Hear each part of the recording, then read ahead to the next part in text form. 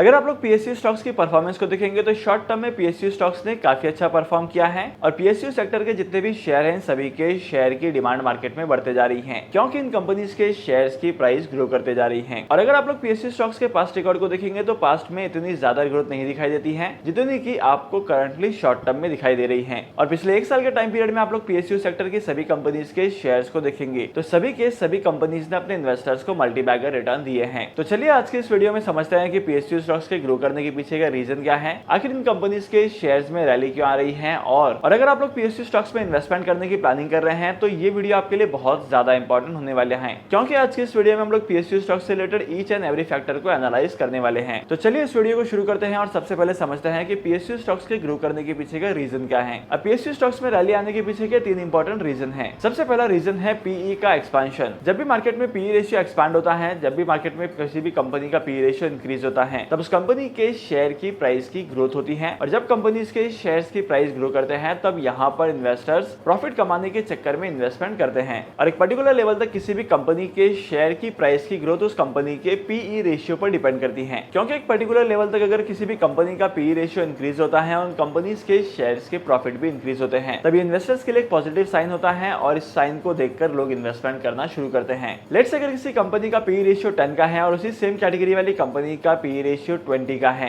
तो यहाँ पर पीई के एक्सपेंशन की वजह से लोग इन्वेस्टमेंट करते हैं और जब इन्वेस्टर्स का नंबर बढ़ते जाता है किसी पर्टिकुलर कंपनी के शेयर में तो उस कंपनी के शेयर की प्राइस भी ग्रो करती है। इसके बाद सेकंड इंपॉर्टेंट रीजन है इलेक्शंस का। देखो जब भी मार्केट में इलेक्शन आए हैं ना तब पीएसयू स्टॉक्स की वैल्यूएशन ग्रो करती गई है और इन कंपनीज के शेयर्स में रैली आती गई है। फिर चाहे इस साल के 2024 के इलेक्शन का टाइम हो या इससे पहले वाले इलेक्शंस के टाइम में भी ऐसा ही हुआ था।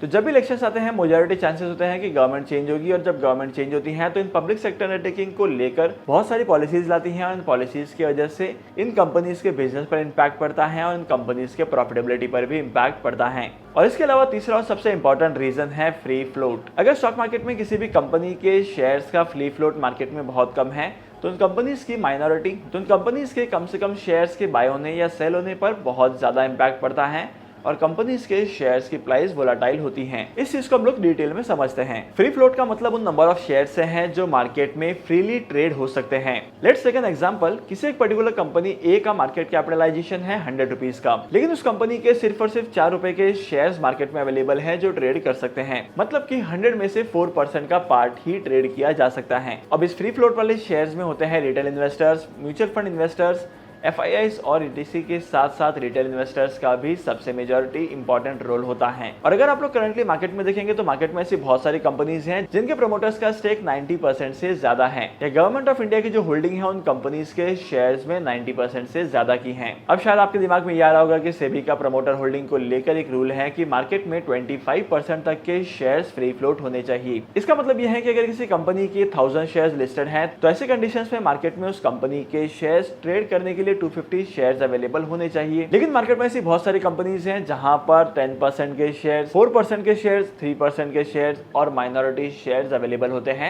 जो कि स्टॉक मार्केट में ट्रेड करने के लिए काम आते हैं। अब किसी पर्टिकुलर कंपनी के प्रमोटर की होल्डिंग 60% की है तो इसका मतलब यह है कि उस कंपनी के मार्केट में फ्री फ्लोट जो है वो 40% तक के शेयर्स का है। सिमिलरली अगर किसी कंपनी के प्रमोटर्स ने 97% तक के स्टेक को ओन किया है तो फ्री फ्लोट का जो परसेंटेज है वो सिर्फ और सिर्फ 3% का निकल कर आएगा। लेकिन सेबी का जो 25% का रूल है ये हर जगह पर अप्लाई नहीं होता है। मार्केट में कुछ कंपनीज ऐसी हैं जिन्हें सेबी के इस रूल पर एग्जेम्पशन मिलता है एक पर्टिकुलर टाइम पीरियड में। और अगर इस एग्जेम्पशन की बात की जाए तो इस एग्जेम्पशन का सबसे बड़ा बेनिफिशियरी है LIC और सेबी के 25% रूल का एग्जेम्पशन मिला है LIC को 2032 तक। मतलब कि 2032 तक LIC का 25% शेयर फ्री फ्लोट में नहीं लाती है तब भी यहाँ पर कोई प्रॉब्लम नहीं आएगी। और सिमिलरली ऐसी बहुत सारी कंपनीज हैं जहां पर फ्री फ्लोट जो है वो बहुत कम है। और जैसे कि आप लोग स्क्रीन पर देख सकते हैं कि इन कंपनीज के शेयर्स में प्रमोटर्स ने यानी कि गवर्नमेंट ऑफ इंडिया ने 90% से ज्यादा होल्ड किए हैं। और अगर सिर्फ और सिर्फ LIC की बात की जाए तो LIC के 96.5% share government of India own करती हैं। और अगर आप लोग इस लिस्ट को चेक करेंगे तो यहाँ पर 3 मेजर नाम है जैसे कि Indian Overseas Bank, UCO bank और सेंट्रल बैंक ऑफ इंडिया। इन 3 बैंक्स के शेयर्स में गवर्नमेंट ऑफ इंडिया की होल्डिंग सबसे ज्यादा है। आई गेस अभी तक आपको फ्री फ्लोट का फंडा समझ में आ गया है। अगर प्रमोटर्स की होल्डिंग ज्यादा होगी तो फ्री फ्लोट का अमाउंट कम होगा, अगर प्रमोटर्स की होल्डिंग कम होगी तो फ्री फ्लोट का अमाउंट ज्यादा होगा। और अगर मार्केट में किसी पर्टिकुलर कंपनी के शेयर में फ्री फ्लोट का अमाउंट कम होता है तब ऐसे केसेस में इन कंपनीज के शेयर्स में थोड़ी बहुत बाइंग होती है या थोड़ी बहुत सेलिंग भी होती है तो इन कंपनीज के शेयर्स की प्राइस मैसिवली फ्लक्चुएट करती है और यहाँ पर लॉसेस दिखाई देते हैं या तो अट्रैक्टिव रैली दिखाई देती है। लेकिन अगर मार्केट में पीएसयू स्टॉक्स में जो रैली आ रही है वो फ्री फ्लोट की वजह से नहीं है तो ऐसे केसेस में दो इंपॉर्टेंट चीजें हो सकती हैं। पहली चीज तो ये है कि मार्केट में जितने भी पब्लिक सेक्टर अंडरटेकिंग बैंक हैं उन बैंक के ऑपरेशनल प्रॉफिट के जो परफॉर्मेंस है वो इंक्रीज हो रही है। मतलब कि Q3 के जो रिजल्ट है वहां पर बहुत सारे पीएसयू स्टॉक्स ने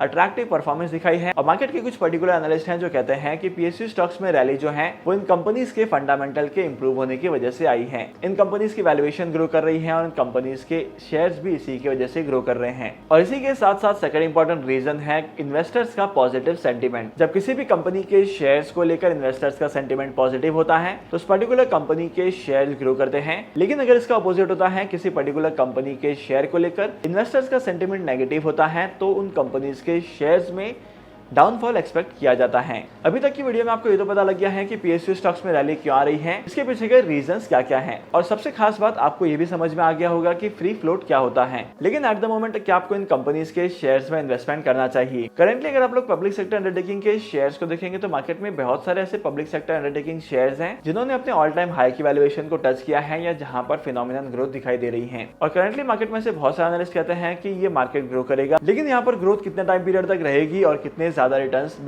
इस बात का पता लगाना बहुत ही ज्यादा मुश्किल है, क्योंकि बहुत सारे पीएसयू स्टॉक्स में देखा जाता है कि इलेक्शन खत्म होने के बाद से इन कंपनीज के शेयर्स में मेजॉरिटी कंपनीज के जो शेयर्स होते हैं वहां पर करेक्शंस आते हैं। तो अगर आप लोग लॉन्ग टर्म के लिए इन्वेस्टमेंट करते हैं तो आई वुड पर्सनली से कि आपको किसी भी कंपनी के शेयर्स में, specially public sector undertaking shares में डिप पर बाय करना है। डिप पर बाय करने की वजह से क्या होगा कि अगर कभी कंपनी के मार्केट में शेयर्स में करेक्शन आता है तब ऐसे केसेस में अगर आप लोग डिप पर बाय कर देंगे तो यहाँ पर आपके इन्वेस्टमेंट का कॉस्ट कम होते जाएगा और आपके जो प्रॉफिट का अमाउंट है वो लॉन्ग टर्म में इंक्रीज होते जाएगा। लेकिन अगर आप लोग पीएसयू स्टॉक्स में इन्वेस्टमेंट करते हैं तो आपका ओपिनियन जो है वो लॉन्ग टर्म के लिए ही होना चाहिए, क्योंकि पीएसयू स्टॉक्स में इतनी ज्यादा रैली शॉर्ट टर्म में दिखाई दे सकती हैं और हो सकता है कि मार्केट में पहले की तरह पीएसयू स्टॉक्स के शेयर्स परफॉर्म करने लगे। मतलब कि इन कंपनीज के शेयर्स की ग्रोथ स्लो हो सकती है। और किसी भी कंपनी के शेयर में इन्वेस्टमेंट करने से पहले आपको आपकी खुद की रिसर्च करनी है। डू योर ओन रिसर्च और अपने इन्वेस्टमेंट एडवाइजर से कंसल्ट करना है इन्वेस्टमेंट करने से पहले। डीमैट अकाउंट ओपन करने के लिए टॉप 3 ब्रोकर्स के लिंक आपको डिस्क्रिप्शन में मिल जाएगी, वहां पर जाकर आप लोग डीमैट अकाउंट ओपन कर सकते हैं और स्टॉक मार्केट में इन्वेस्टमेंट करना स्टार्ट कर सकते हैं। तो आज के इस इंपॉर्टेंट वीडियो को यहीं पर खत्म करते हैं। मैं आपको मिलूंगा अगली वीडियो में नए टॉपिक के साथ, एक इंटरेस्टिंग टॉपिक के साथ।